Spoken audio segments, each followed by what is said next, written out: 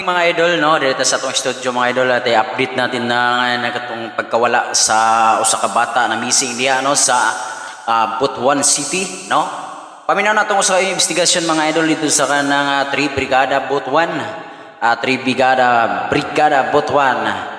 Paminaw na to ang ilang mga panayam nito mga idol sa investigasyon mga idol para maliwanagan mo kung unsa gyud ang motibo ani nga misteryosong pagkawala sa usa ka 2 anyos nga bata. Yan mga idol, pakinggan nyo.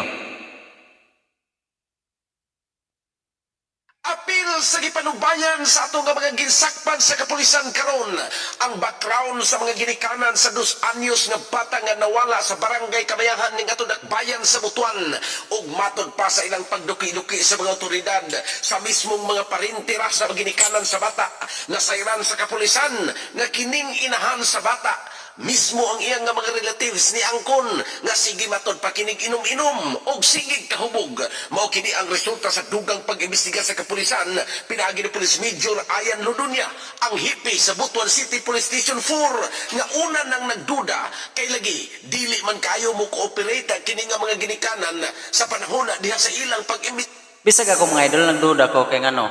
Di ba ako usa sa kuga ginikanan, no? Si Bako, ang paryani, no, nawad ang nagkaganak. Ano, parang wala lang sa imo, no? Parang lang walang nangyari. Diba yung mga ginikanan, mga idol, mga inahan, mga idol, amahan, mga ginikanan, mga idol. Maghinilag yun, ano, no, siyempre, di good na lalim, anak ko na nimo, di ba? Oh, paday na ito mga idol, bisa ko, nagduda ko. Siga, gani ni buhi pamatod pagpulong kining inahan nga siya ray makasulbad aning problema ha. Butang nga gikalibugan pag-ayo sa kapulisan kaya nung daghan pa'y nahasol nga siya raman di ay ang makasul. Tanawa, nagbuhi pa og istorya mga idol no na siya ray makasulbad. Sa ining kuan. Sa tinuod mga idol no, kataghan kay nahasol no. Mga kapulisan o kala mga kapulisan kay ilang ginatrabaho pang-imbestigar. Pero daghan yung hasol ba't ilang masilingan tanan, no? Daghan kayo na hasol ani, no? Pero nagbitaw sa istorya nga siya rin makasulbad ni nga problema. So anong may sulbaron? Sige makasulbad kasi may inahan, no? Pero parang isulbaron na kaya para wala yung mahasol, daghan kala. Siyempre, pareha tayo mga ginikanan mga idol, no? Mag-alala po kahit di na ito ano-ano, di ba mga idol?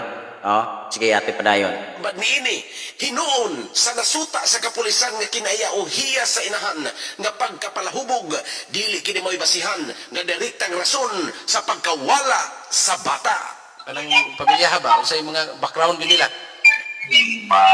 Kuan ko ya na istorya na mo ang kuan ani kaya igagaw aning inahan. Kuan daw ni ano lagi palahubog ba? Palahubog daw ni kuan, palahubog daw ni inahan. Allah.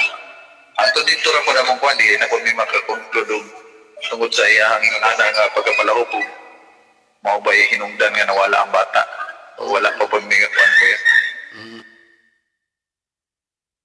So mga idol, no? Narinig yun na mga idol, no? I-search nyo na mga idol, no? Ang Free Brigada Butuan. Ito mo makasubaybay tanan. Susubaybayan ko talaga to yung hanggat na malutas to at makita ang mga bata at mapauwi ang bata o gano'n bang talagang nangyari o gano'n ba talaga yun ang nangyari sa bata, no? Subaybayan ito mga idol kasi, kawawa talaga mga idol. Tingnan nyo. Napakapugi nga bata, no? Para sa tingin ko parang sa una parang babae, no? Sa unang tingin ko parang babae. Pero lalaki daw yun, no? Kay iyan man. So lalaki. Napakagwapo pong bata. Pero yun, no? Kumingon tayo na inkantuhan. So kung inkantuhan na siya mga idol, dugay rin nang iuli. Labi na po magsaba-saba mo diya. Kaya na nagvideo ka nang itay uli yun nila, no?